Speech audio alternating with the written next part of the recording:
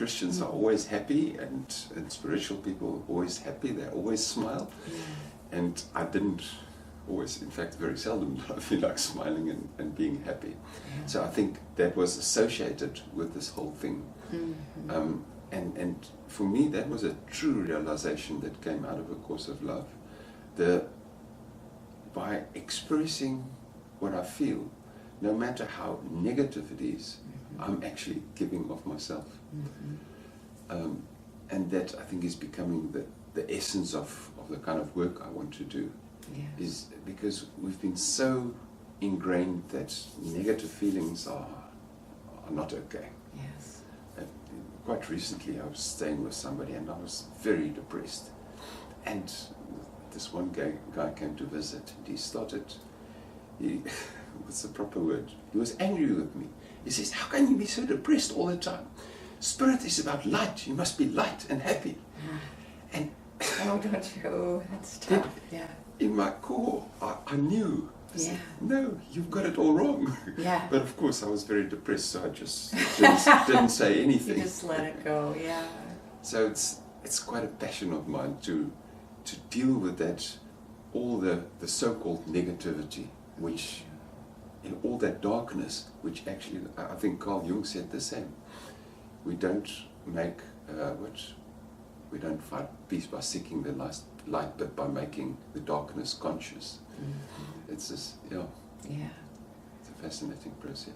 And I think we're seeing that now with some of, I think more and more people, Course of Love people for sure, but it's like, I remember in the early days of A Course of Love, and one time I went to this presentation and I was kind of in a depressed mood, and I was talking about, kind of the darker side of things, and I had such blank looks on the people, and it was like everyone talked about good feelings, and I was very frustrated by that, and I felt like I kind of bombed, I can relate to that. So I asked the woman who had brought me there the next day, I said, where are the people who have difficulties, who want to talk about these things?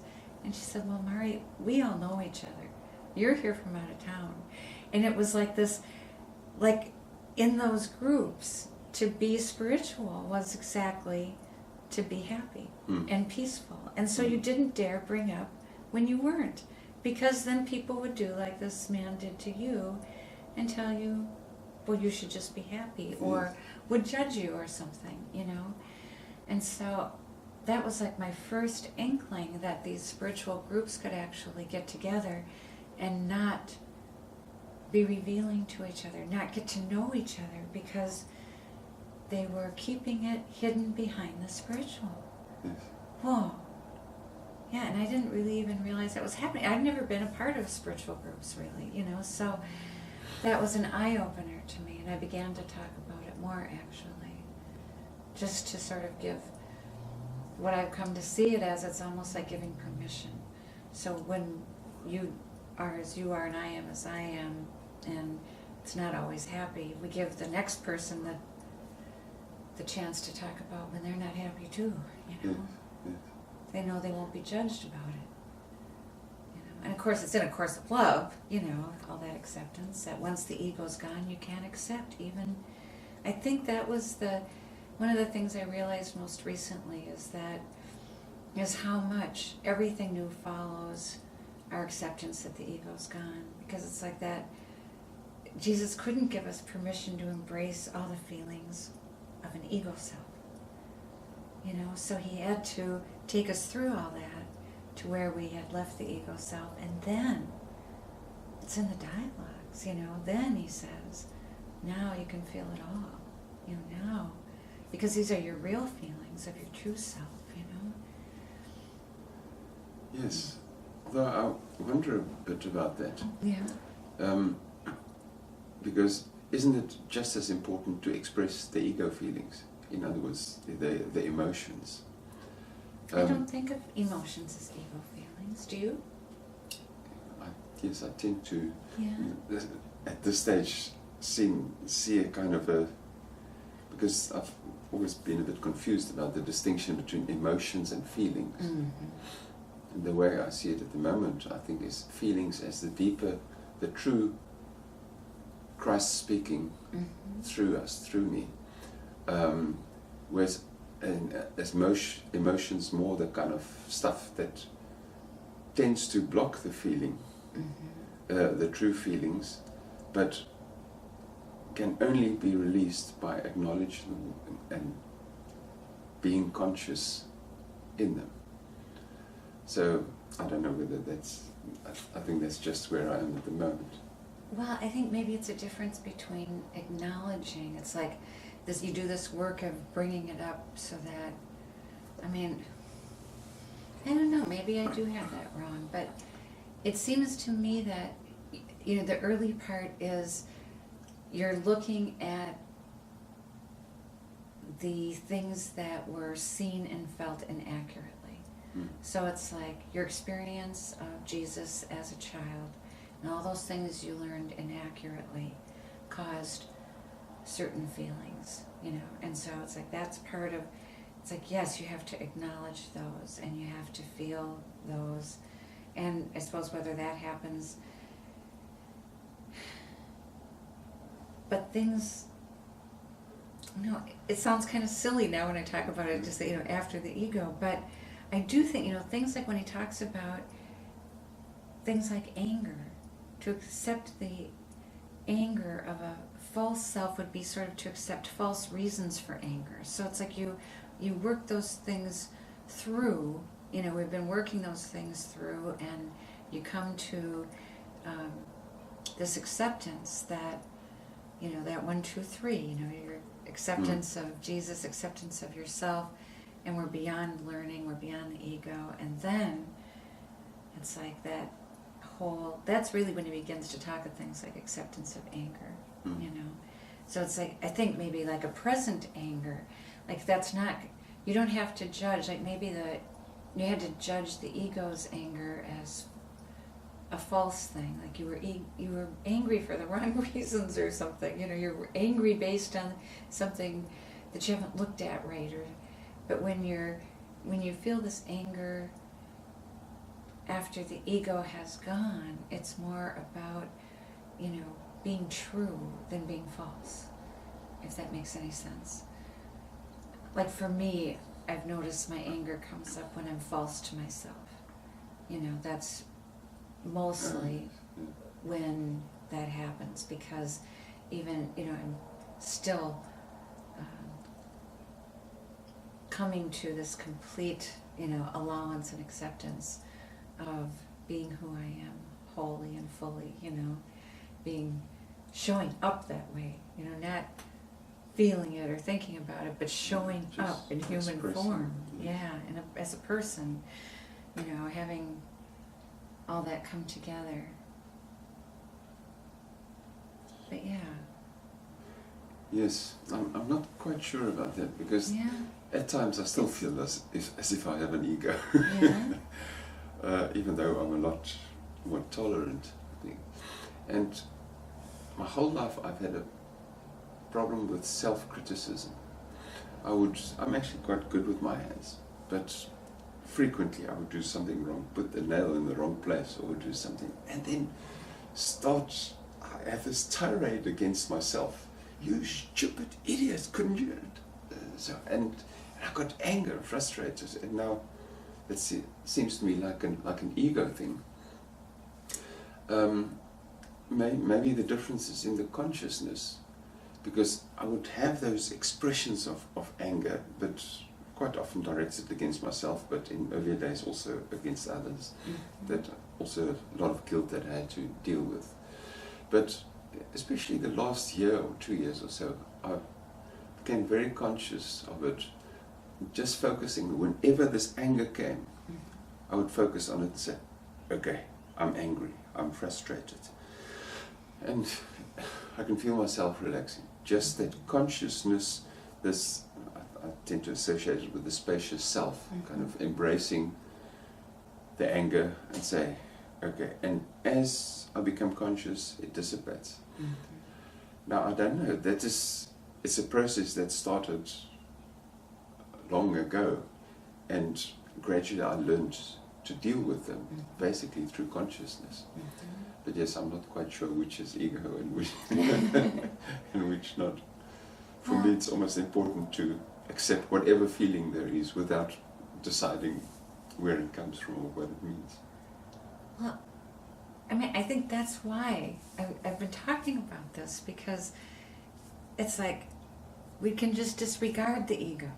Yes. You know, it's like if we believe what Jesus says, if we believe, we have let the ego go, and he repeats it and repeats it. This is why it is so important that you accept that the ego is gone, because when we have the two things going, we get all muddled up, for one thing, you know. But also, it depends on your definition of ego in a way, you know, because Jesus says it's a separated self. If we don't feel separate anymore, if we feel that we really know deep down that we exist in union, we know we come from love, and if we know all those things in here, the ego can't exist. That's not in the definition of the ego, to know these things, you know. So it's just kind of letting that go. I really feel it's so crucial, and I know so many people who still talk about the ego, and it's like, and I know how much they've been moved. I know that they are existing in union and relationship. I know this. And I know it's tempting to, you know, to still accept the ego because we're not perfect. But that's when we're given the permission not to be perfect, too, in the dialogues.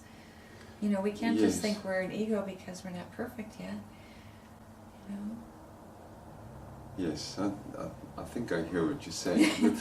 Because, I mean, A Course in Miracles is so ego-focused. I know. And the ego is this vicious thing. I mean, the words it uses, it's this terrible thing. So automatically there's a sense of the ego is bad. Yeah. So, and I must admit, that's what I like so much about A Course of Love, is indeed this change. It still talks a little bit about the ego in the beginning, but this change. And that makes sense to me, because the focus on the ego almost keeps it in place. I know. And, don't you think? Yeah. And then just getting in contact with yourself, irrespective of whether it's ego or not. Yes, I like that approach. Yeah, I really think it's essential, whether you do, you know, the feeling thing I'm not sure about. I've just been noticing that in myself, because I mean, I really can't deny. It's like, even in A Course in Miracles, Jesus says, if you experience one holy instant, you're changed forever. An instant is no different than eternity, you know, in this way. And so it's like, I know my experience and my feelings enough to know that I have experienced unity. And so I am now to accept that that's forever. And the ego is no part of that, you know. And so then I have to accept my imperfections, you know, are just part of this all, because we're in this new time of merging human and divine. And we, you know, as we are, being our unique selves. So, but it's a leap that takes time to work out, I think. Yes. And maybe different interpretations. Yeah. But that process still absolutely fascinates me. Because, as you said, that meeting where you spoke, where everybody's being spiritual and all nice and smiley, and we feel we don't relate. The moment there's pretense, we don't relate. Yeah. As the Course in Miracles says, in my defenselessness, my safety lies. That the moment we open up, whatever the feeling is, whether it's bad or good or whatever, there's connection. Yes. That process has always just fascinated me. It is so true. Yeah. And it's like what I loved about you, you know, that it's like so many people are from the Course of Love, you know, community, are really beginning to do that, to let it all out in ways that they didn't before, you know. And then you just love them all more, and they get so, you know, they get so much more clear about it by talking about it. Yes.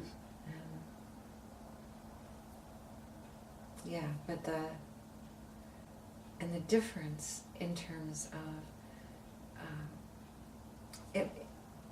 it becomes a gap. You know, this is something I've noticed. It's like if you have too much of a presentation, you have a gap between the presenter and the audience. If you have a teacher, you have a gap between the teacher and the student, yes. you know.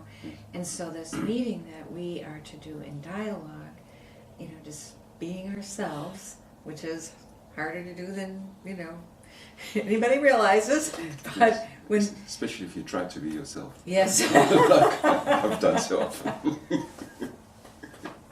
Yeah. But you erase all that. You erase the gap. Yes.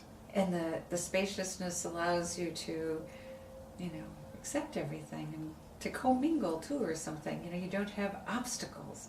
It's like we still are going to have our forms, but not obstacles of form. Yes. So.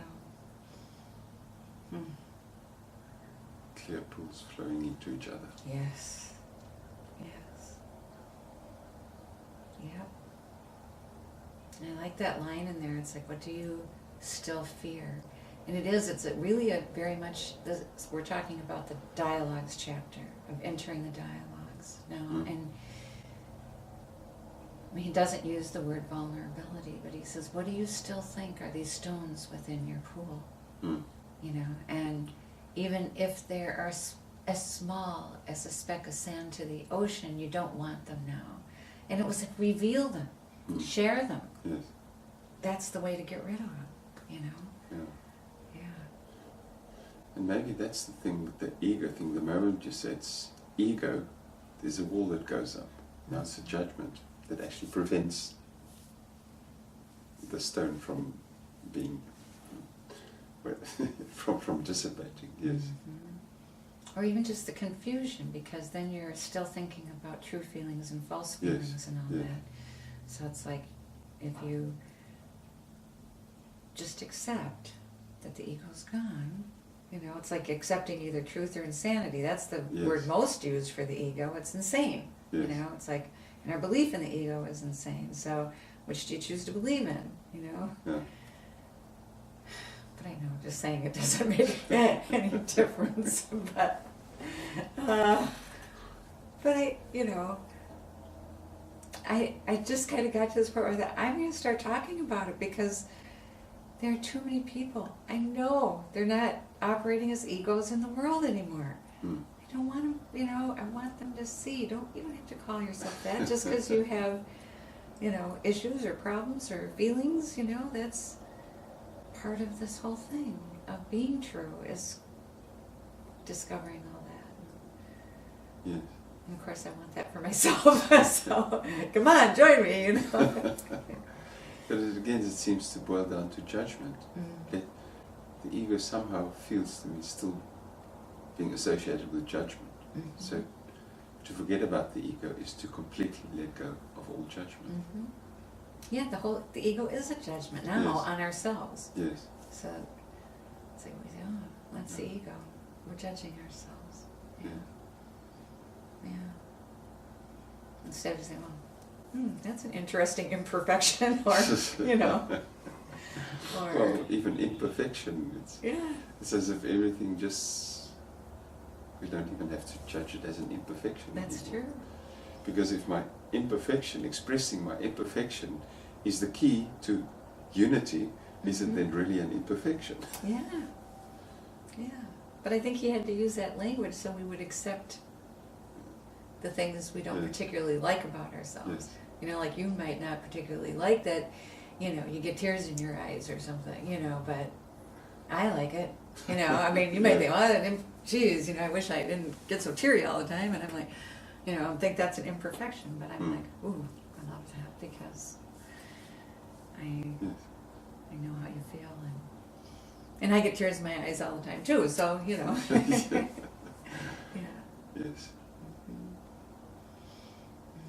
Yeah. I don't really know what more to say. Okay. More genuine this time than yesterday. Did it good. I mean, I can't say it was not genuine, but I was aware of this having to be myself.